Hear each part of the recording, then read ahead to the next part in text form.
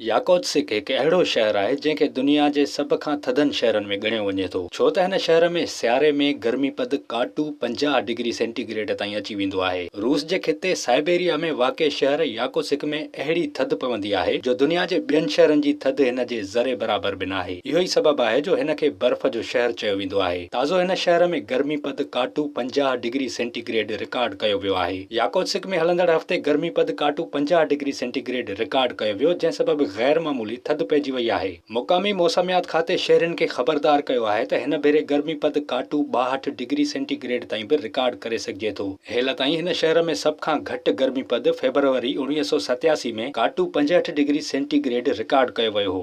Moscow जे ओभर में 5000 kilometre परे वाक़िए हिन शहर में अक्सर गर्मी पद काटू 40 डिग्री सेंटीग्रेड खां हेठि हूंदो आहे। हितां जा रहवासी पाण खे गरम रखण लाइ वॾा एहतियाती उपाउ वठंदा आहिनि। हिकु रहवासी मूजिबि अवां मौसम सां विड़ी नथा सघो। अवां खे या त इन मूजिबि लिबास पहिरणो पवंदो या वरी असरनि खे मुंहुं ॾियणो पवंदो। हिन शहर में हिकु मुक़ामी मार्केट में ॼमियल मच्छी विकिरो कई वेंदी आहे। उतां जी हिकु औरत चवे थी त लिबास जा केतिरा ई तह ज़रूरी आहिनि। असां कंहिं गोपी जियां तहनि वारो लिबास पहिरींदा आहियूं। 2018 में हिन शहर जी मौसम एतिरी थधी थी वई हुई जो माण्हुनि जूं पिंबड़ियूं बि ॼमी वयूं हुयूं। हिन शहर जी आबादी 10 लख आहे ऐं हिते सियारा वॾा थधा हूंदा आहिनि। रूस हूअं बि थधो मुल्क आहे। हिते एतिरी थधि हूंदी आहे जो कंहिं इमारत या क़बर लाइ खोटराई करण बि वॾो मसइलो हूंदो आहे। सियारे में हितां जहाज़ बि नथा गुज़री सघनि ऐं फसल पोखण बि नामुमकिन आहे। विज़िट कयो अवामी आवाज़ मीडिया ग्रुप जी वेबसाइट awamiawaz.pk